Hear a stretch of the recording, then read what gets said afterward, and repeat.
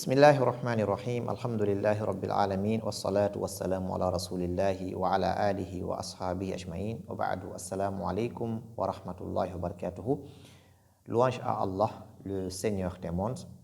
Paix et salut sur le prophète Mohammed sallallahu alayhi wa sallam, sur sa famille, ses compagnons et tous ceux qui ont accepté de suivre le chemin qu'il a tracé jusqu'au jour de la résurrection. Qu'Allah nous fasse de ces gens. Bienvenue sur notre chaîne, Comprendre l'Islam. Chaîne qui vous permet d'apprendre cette religion, de comprendre cette religion par la meilleure compréhension.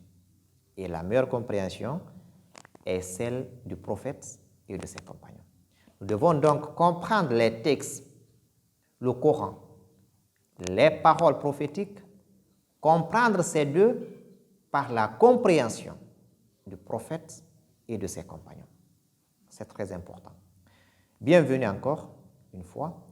Nous sommes dans notre cours de At-Tawhid, cours qui nous parle d'Allah subhanahu wa ta'ala. Le fait d'unifier Allah subhanahu wa ta'ala. Vous savez que le Tawhid a trois types. Il y a le fait d'unifier Allah subhanahu wa ta'ala dans sa seigneurie, donc c'est le seul Seigneur. L'unifier dans son adoration et l'unifier dans ses noms et attributs. Nous avons donc étudié Shurut la ilaha illallah, qui est l'attestation par laquelle on devient musulman. Nous avons étudié à travers les cours passés les conditions de la ilaha illallah, les piliers de la ilaha illallah. Et aujourd'hui, nous allons commencer le document Nawaqidul Islam, les actes qui annulent l'islam de la personne. Autrement dit, après l'attestation, après la prononciation des deux shahadas, shahadatu la ilaha illallah wa shahadatu anna Muhammad Rasulullah, après cela, il y a bel et bien des actes. Lorsque ces actes sont posés, ils seront cause d'annulation de cette attestation. Et ce document est aussi édité par notre imam, Cheikh Muhammad ibn Abdul Wahhab, rahimahullah ta'ala, qu'Allah lui fasse miséricorde et l'accorde le paradis. Amen. Nous allons commencer par donner une petite définition à cette expression qui est Nawaqidul Islam. Nawaqid, les savants disent que Nawaqidu jam'u naqid. Nawaqid est le pluriel de naqid. Naqid, c'est ce acte annulant une chose. Et Nawaqid est son pluriel, donc les actes annulants, les annulants. Wal muradu biha al mufsidatu wal mubtilatu. Et ce qui est voulu ici par annulant, ce sont des actes, lorsqu'ils sont posés, ces actes annulent l'islam de la personne. La personne quitte le cercle islamique pour tomber dans la mécréance, dans l'apostasie. C'est comme l'ablution. Après l'ablution, il y a des actes qui l'annulent. Lorsque ces actes sont posés, l'ablution est annulée. Et avec cette ablution, on ne peut pas faire la prière. Donc la même chose au niveau de l'islam, au niveau de la religion de la personne, du serviteur. Lorsque certains actes sont posés par le serviteur, après que les conditions soient réunies, bien entendu, la personne retombe dans la mécréance. Qu'Allah nous en préserve. Alors, toujours dans ce titre, Nawaqid al-Islam, il y a l'expression al-Islam. Al-Islam, qui est cette religion, qui est la soumission, le fait de se soumettre à Allah subhanahu wa ta'ala, wal-istislamu lillahi bit-tawhid, à travers l'unicité, à travers le fait d'unifier Allah subhanahu wa ta'ala, on se soumet, on accepte d'adorer Allah seul. On accepte d'adorer Allah seul. On accepte d'unifier Allah subhanahu wa ta'ala dans sa seigneurie, dans son adoration et dans ses noms et attributs. وَالْإِنْقِيَادُ لَهُ بِالطَّاعَةِ,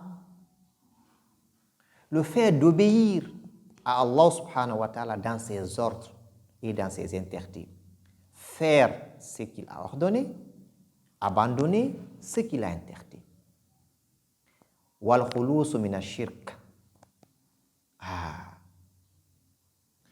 le fait de quitter, le fait d'abandonner, le fait de s'éloigner du polythéisme, du shirk, qui est le plus grand péché.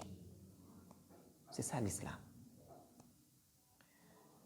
Et nous allons prendre quelques paroles de Cheikh Ibn Baz, rahimahullah ta'ala. Il a un document où il a fait le commentaire de ce document du Cheikh. Et dans ce document, notre Cheikh Ibn Baz, il nous dit que cette croyance, hadil aqida, il y a des actes, il y a des actions qui, lorsqu'ils sont faits, annulent cet islam, annulent cette croyance. Il a divisé ces actes en deux.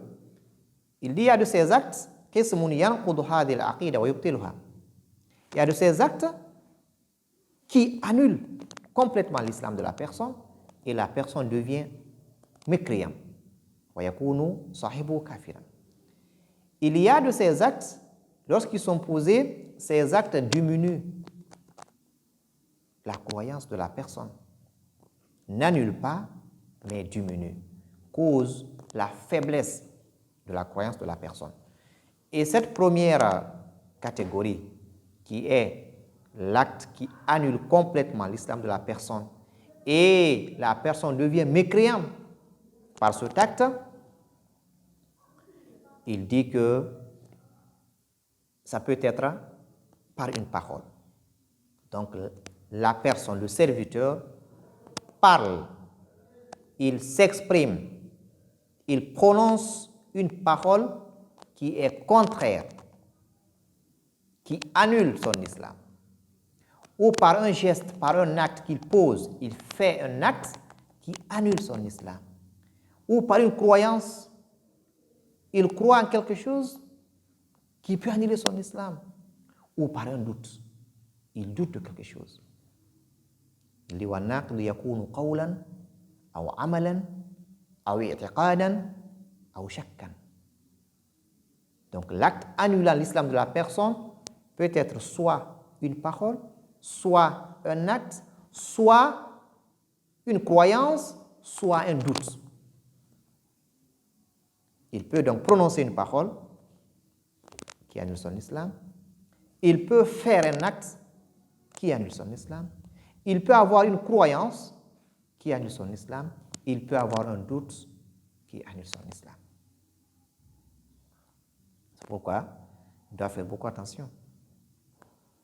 Ensuite, pour ce qui est du nombre des actes qui annulent, dans ce document, nous allons voir que le cheikh, il a juste cité 10 actes. 10 actes annulant l'islam. Le cheikh, il dit Nawaqidul Islam kathira. Les actes annulant l'islam sont nombreux, sont très nombreux. D'ailleurs, il y a certains qui citent jusqu'à 400 actes annulant l'islam. C'est pourquoi il dit Wal ashratu allati dhakaraha shaykh huna min akhtariha wa akthariha wuqu'an. Les 10 cités par le cheikh dans ce document, ce sont les plus dangereux. Et sont les actes à travers lesquels les gens se précipitent facilement. Les actes dans lesquels de nombreuses personnes tombent. Donc, il est plus facile de tomber dans ces 10 actes. Et ce sont les plus dangereux. C'est pourquoi nous allons les étudier, Inch'Allah, un par un. Et espérons que si nous connaissons ces 10 les plus dangereux, cela nous permettra de s'éloigner des autres. Donc, ce ne sont pas juste 10 actes qui annulent l'islam, il y a plus que ça, mais comme les cheikhs l'ont dit d'ailleurs, c'est les plus dangereux. Et ce sont des actes faciles. C'est pourquoi nous allons, Inch'Allah, comme je l'ai dit, nous allons les étudier dans ce document, un par un, et surtout, il y a un point qui est très important, que le cheikh vient de signaler. Une personne peut commettre un acte qui annule l'islam. C'est un acte annulant l'islam. Mais avant que cette personne soit jugée de mécréant, il y a des conditions. Pourquoi le cheikh dit At-takfir la yutlaq illa an bayan. La budda an tu'rafa haqiqat al-mukaffar.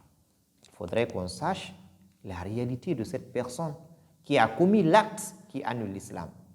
La personne peut être un serviteur qui n'a pas de science, qui ne connaissait pas que cet acte annule l'islam. Ou bien il a été obligé. Ou bien il a ce qu'on appelle de l'ambiguïté et de shubha. Il y a donc des conditions établies par les savants pour que la personne, pour que le serviteur soit jugé de mécréant. Il y a des conditions, il y a des shurut, il y a des mawani'. Il faudrait que les conditions soient réunies. Il faudrait que l'objection, ce qui empêche la personne de l'être, soit éloigné, soit écarté, avant que cette personne ne soit jugée de mécréant. Et cela, c'est dans les mains des savants. Ce n'est pas n'importe qui. Il ne faut pas donc en prendre ces actes et voir quelqu'un qui tombe dans l'un de ces actes et le qualifier de mécréant directement. Non, il y a des conditions. Il y a des conditions. Et cela, d'ailleurs,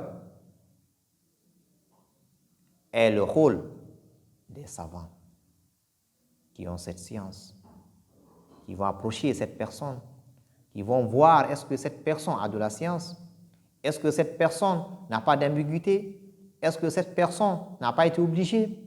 Il y a plusieurs choses que les savants doivent d'abord voir avant de qualifier la personne de mécréant. Donc il faut faire beaucoup attention, ne tombons pas dans ce piège. Il ne faudrait pas qualifier les gens de mécréants sans preuve évidente et sans science. Donc, c'était juste une introduction pour ce document. Nous allons, Inch'Allah Ta'ala, apprendre ce document lentement et nous allons essayer d'aller par acte.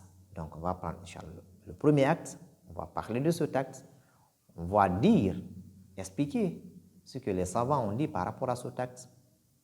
Ensuite, passer au deuxième acte, Inch'Allah Ta'ala, jusqu'à la fin. Nous demandons à Allah subhanahu wa ta'ala de nous faciliter cela, qu'Allah fasse que tout ce que nous faisons soit sincère pour lui, qu'Allah fasse que tout ce que nous faisons soit